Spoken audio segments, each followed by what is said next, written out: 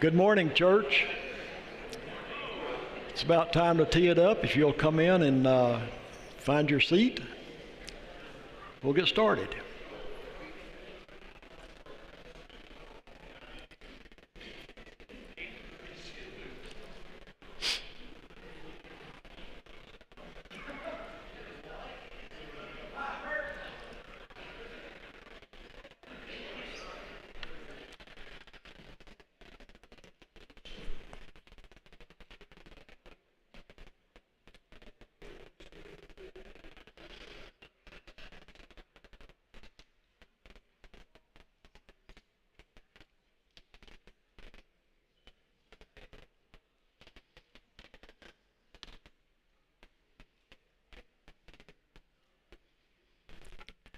It's great to see everyone on this beautiful Lord's Day. And before we get started, I just wanted to tell Carl, my wife has a clown suit, so you don't have to go out and get one, okay? It's a medium. It'll fit.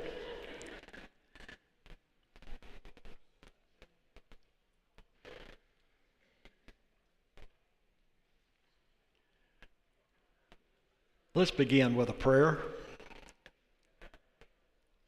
Most gracious and loving Heavenly Father, we thank you for this time together. Please make us more diligent students of your word. I pray that you will guide me through my thoughts and may my presentation be meaningful. It's my prayer that everything we do is pleasing in your sight. Thank you for loving us. We look forward to a heavenly home with you in the end. In Jesus' name I pray. Amen. I want to begin by thanking the church leadership for allowing me to present these continuing lessons from 1 Kings. Notice I said present instead of teach. I don't believe my credentials qualify me to teach this group of biblical scholars much of anything. So when I was in coaching, we had coordinators. We had an offensive coordinator, defensive coordinator, and they would put together the offensive scheme, the defensive scheme, so everybody was on the same page. So therefore, I will coordinate our thoughts this morning. I'm not going to teach you anything. So if you have something to add, please do. But speak up so everybody in the room can hear you. I appreciate Dennis Lawless for starting the study and kicking everything off. He also demonstrated a lot of talent by singing. I thought about that. And then I remembered my friend Don encouraging me to sing tenor. He said, "Sub, you ought to sing tenor. 10 or 12 miles down the road." That way. Just a short recap about what Dennis presented to us last week. We learned 4 things from last week. Solomon was asking for wisdom from God. He felt inadequate to govern the people. And Solomon the king asked the Lord for wisdom. God granted that request. He was pleased with Solomon's unselfish request. And God also promised Solomon wealth and honor above all kings. God's promise of was a lifelong condition on that Solomon maintain his obedience to God. So he gave him wealth and he gave him wisdom. Solomon demonstrated this exceptional wisdom in 1 Kings 3:28. This, of course, is a story of the two prostitutes, where they both had babies, and one of the babies died, and Solomon was asked to pick who the mother was, who to give the baby to. And if you'll remember, in his wisdom, he decided that, well, we'll just cut the child in half, and one half goes to this mother and one half goes to the other mother, knowing that the real mother wouldn't allow that to happen. The mother whose baby died said, yeah, that's a good idea. We can do that. But the real mother said, no, no, no.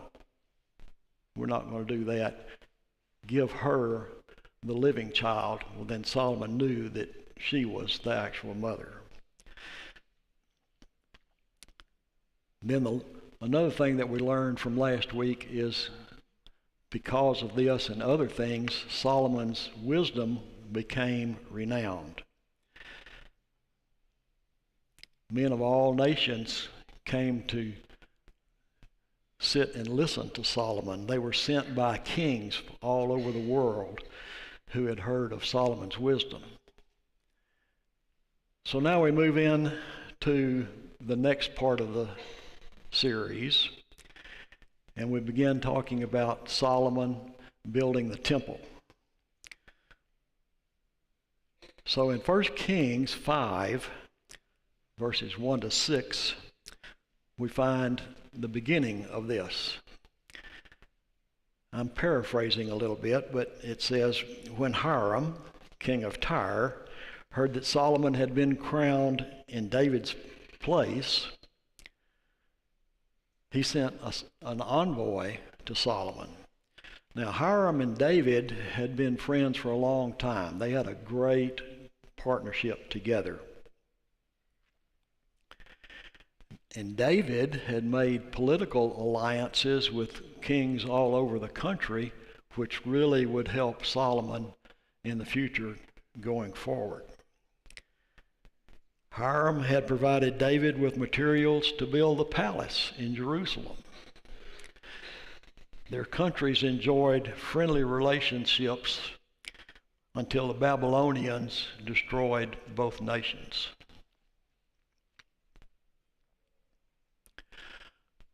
Solomon replied to Hiram by reminding him that David was not able to build God's temple because of the wars David had fought.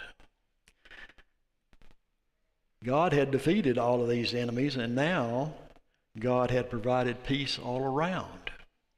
So Solomon told Hiram, the king of Tyre in Phoenicia, that now was the time to build God's temple. You know, if you think about it, this could be a monumental task for Solomon, but as usual, God will not call us to participate in something without giving us the resources, the ability, and the desire to accomplish the task. In other words, as we would say, He's got our back. He's going to take care of everything.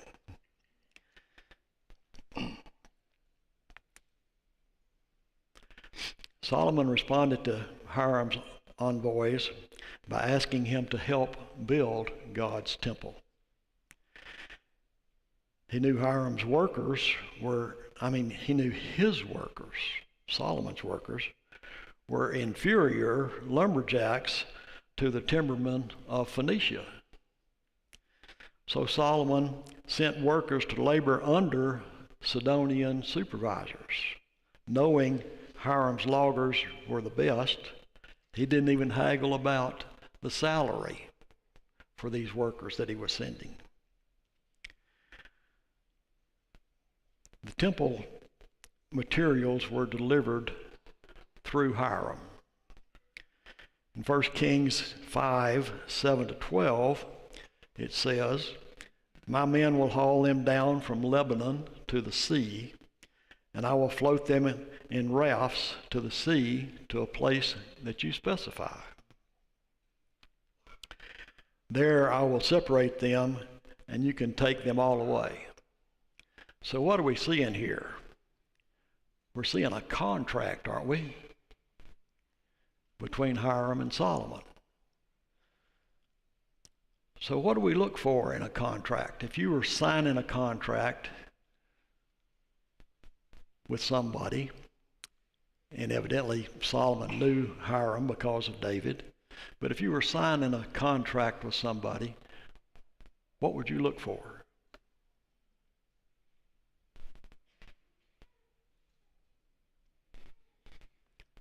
You'd probably want good relations between both parties, right? You want to be satisfied with each other. You'd have to have an agreement that was mutually acceptable to both people. You don't want one doing a whole lot of stuff and one not doing hardly anything. And I would say that you would look for a documented track record. What do you mean by a documented track record? What's a track record? Well, look at the history. What has this person done in the past? Has he fulfilled all of his obligations? Has he supplied the things that he said he was going to?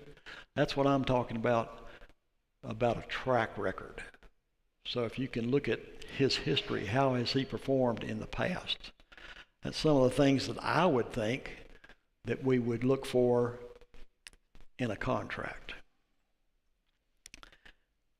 Now Hiram said he would send all of the timber to build the temple.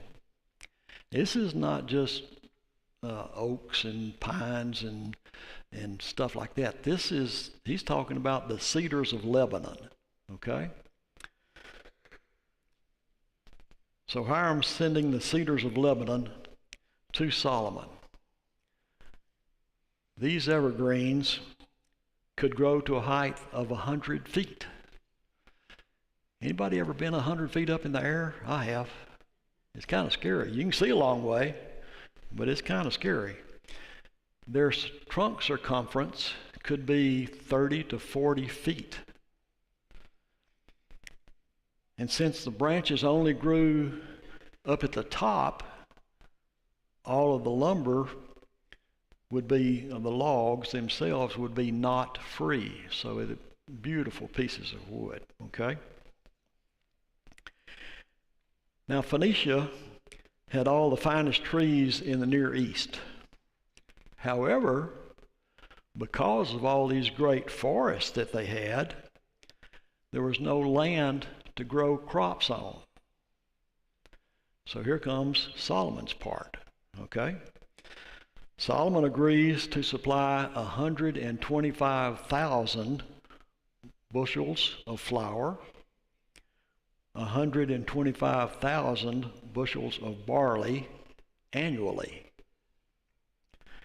In addition, he sent 115,000 gallons of wine and 115,000 gallons of olive oil. So he's feeding everyone while they're supplying him with the materials. So in turn, Solomon would provide all the food, wine, and olive oil to feed the workers. Hiram agreed to cut and rough trim the timber, making them into rafts and floating them down the Mediterranean to the port city of Joppa. There, Solomon was to take responsibility at Joppa, okay? So Solomon has obtained all of the materials that he's going to need. And what's he going to do now for workers? He could say, hey, let's go build a temple. Think he'd get 1,000 people to do that? 2,000? But he needs a whole lot more than that. So in his wisdom, Solomon decides, I'll conscript these people. I'll draft them, so to speak. When I was reading this section, it made me think of when I was in college in '68. It was the height of the Vietnam War, and thus, eventually, you had the draft. You could go to class on Monday, and there might be 30 people there, and come back on Wednesday, and there were 27 people there, and 3 had been drafted or went to the military or whatever. So we called it a McNamara Scholarship, after the Secretary of Defense, Robert McNamara, got a scholarship to go to Vietnam. But so what he was going to do is he was going to draft these workers to build the temple. A lot of you in this building probably received a letter thereabouts that time that started with something like, "Greetings." This is a certified letter, so you had to open it. It said something like, "Greetings, you are ordered to report to a certain place at a certain time on a certain date to be inducted into the United States military. No choice, you will do this," okay? So I had a friend that was working in New Orleans at the time. His name was Fred. He got this draft letter. "Greetings, you're ordered to report," so on and so forth. He writes at the bottom, "Not interested." Sent it back. About a week goes by, he gets another letter. "Greetings, you are ordered," he writes, "not interested." Sent it back. 2 days later, 2 MPs show up at work and say, "You're coming with me." He didn't get to go home, pass go, collect $200, nothing. He went right then to the induction service. They didn't think too highly of not interested. So what does Solomon do? Solomon decides to send 3 sets of 10,000 laborers to work 1 month out of 3 in Lebanon, okay? And 2 months in their own field. So what he did, he got 3 sets of 10,000, and he would send the first group in. They would work for a month in Lebanon, and then when they rotated out, came back home, second group comes in. The first group works for 2 months in their own property or vineyard, so that they're supporting their family on those second 2 months. Tens of thousands of these recruits carried stones from the quarries in the hills. So each man spent 4 months working for Solomon and 8 months supporting his family. Now the Israelites didn't like being enslaved by Solomon, much like most of us didn't like being drafted to go into the military, you know. Wasn't in our plan. However, this was a part of what Samuel had warned Israel about when they first asked for a king. You know, if you rewind a little bit and go back, Israel said, "We need a king, we need a king, we need a king." And Samuel, through God, said, "No, wait a minute. Let's think about this." So if you want to, look at 1 Samuel chapter 8, verses 10 to 18. This is Samuel talking about what's going to happen when they get a king. Starting in verse 10. "So Samuel told all of the words of the Lord to the people who were asking for him to give them a king. He said, 'There will be the ways of the king. These will be the ways of the king who will reign over you. He will take your sons and appoint them to his chariots, and to be his horsemen, and to run before his chariots. And he will appoint for himself commanders of thousands and commanders of fifties, and some to plow his ground and to reap his harvest, and to make his implements of war and the equipment for his chariots. He will take your daughters to be perfumers and cooks and bakers. He will take the best of your fields and vineyards and olive orchards and give them to his servants. He will take the tenth of your grain and of your vineyards and give it to his officers and to his servants.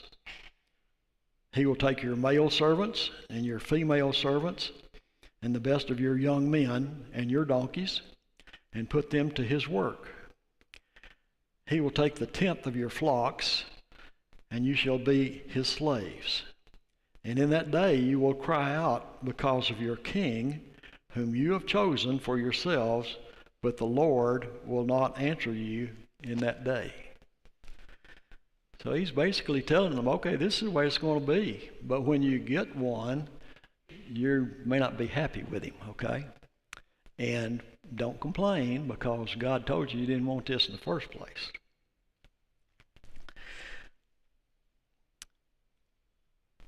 So we've conscripted people to work in the temple. We've got the materials. And then there was a man named Adoniram who supervised all these workers' movements, their organization, their feeding, and their labor. He had been appointed to that position by David and served in the same position all 40 years of Solomon's reign. In addition to the 30,000 Israelite workers, Solomon conscripted 150,000 non-Israelites to quarry building stones. Of these, 80,000 cut limestone blocks, and 70,000 transported the massive stones to the temple site.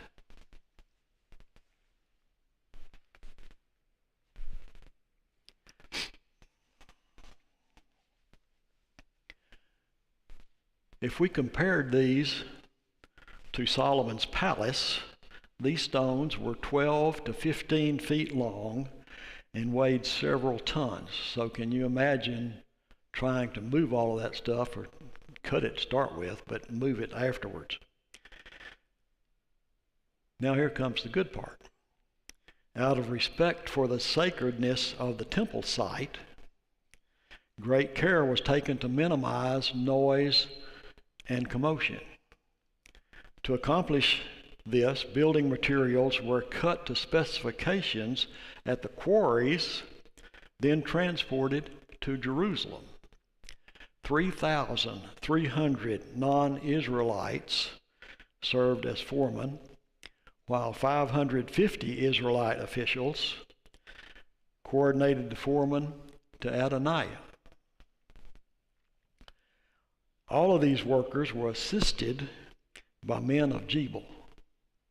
You say, well, where's Jebel? And Jebel was a people that were residents of Bilbos in northern Phoenicia. Jebel produced so much paper from Egyptian papyrus that Bilbos became the Greek word for book. That term became our word for Bible. Moving into 1 Kings 6 and 1, we find that tells us 480 years after the Israelites came out of Egypt, Solomon, in the 4th year of his reign, began to build the temple of the Lord. This verse is one of the most important chronological references in the Bible. By synchronizing biblical and Assyrian records, historians date the 4th year of Solomon's reign as 966 BC. The month of Zib is in Israel's lunar calendar, when the temple construction began, corresponds roughly to late April and early May in our solar calendar. The major feast of the Passover and the first fruits were on the 14th and 21st of the preceding month. These feasts would have prepared Israel spiritually for laying the physical foundation of the temple. The precise dimensions of the temple were determined, and apparently following those of the tabernacle, except they doubled the size of the dimensions that were going to be in the temple. The Lord spoke to the King Solomon again, promising to dwell among the Israelites if Solomon consistently obeyed his commands. I have to make an admission here. I was afraid I wasn't going to have 45 minutes of time to fill up this section, okay? And it reminds me of a time when I was in college in a speech class, and there was a football player in there that was very withdrawn. He was extremely nervous about getting up and talking in front of people, so he hadn't made a speech all semester. Well, his coach went to the instructor and said, "Look, I need this kid to play. What does he got to do to pass this course?" And the instructor said, "Well, he's got to give a speech. I can't give him a grade if he doesn't give a speech." And the coach said, "Okay, I can handle that." He said, "What's your next speech?" And he said, the teacher said, "It's a demonstration speech." "Okay, I'll take care of it." So the coach goes to the player and he says, "Look, you got to give a speech in order to pass this course, and I got to have you, and you can't fail and be ineligible. So you need to come up with something to demonstrate for a demonstration speech." Kid says, "Well, I don't know anything to demonstrate." And the coach asked him, "Well, what'd you do at home?" He said, "Well, we had a farm." "What'd you raise on the farm?" "Sheep." "Well, what do you know about sheep?" "Well, I know how to shear them." "There you go. Demonstrate how to shear a sheep. You got to do 5 minutes. So the kid said, "Okay." And the coach said, "I'll go to class with you. I'll sit in the back. I'll support you. Come up with 5 minutes of shearing sheep." The kid says, "Well, okay, let me think about it." So comes next time in speech class, and it's his turn to speak. And the kid gets up there, and he's real nervous, and finally gets enough courage, and he says, "You know what? Today we're going to learn how to shear sheep." And there's this long silent spell. He said, "First you got to have a sheep." So he goes over here and he acts like he picks up a sheep and puts it up on the table. He said, "Then you got to have some shears."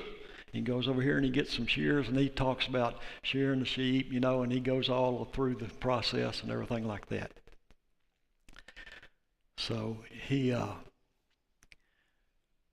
all pleased with himself, he sheared the sheep, made the speech and everything like that, and he looks back at the coach, and the coach says, 4 minutes. So he said, Then you get another sheep. You can put it up there, start all over, okay? So I think I'm going to stop there. And I apologize for being short on the class this morning, but maybe you can use this time if you have any questions. I don't think I can answer them, but maybe somebody in the class might. Anybody? Yes, ma'am. You did mention the dimensions, and I was just curious, did you say that the temple was twice the size? Twice the size. Yes. Yes. The dimensions of the tabernacle, they doubled it for the temple. Okay? Anybody else? Yes, ma'am.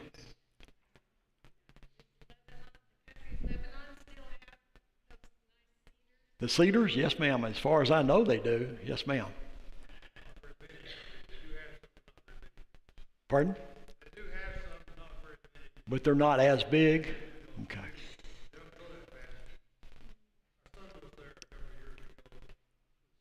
Okay.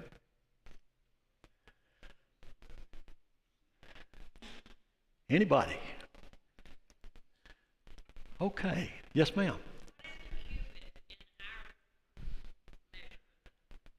Oh, I told you I couldn't answer that.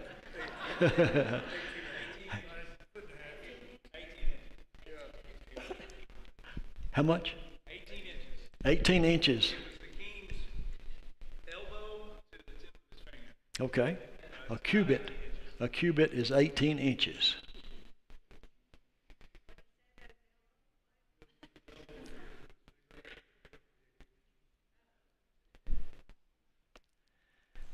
Well, I appreciate you putting up with me this morning, and next week we will talk about Solomon dedicating the temple.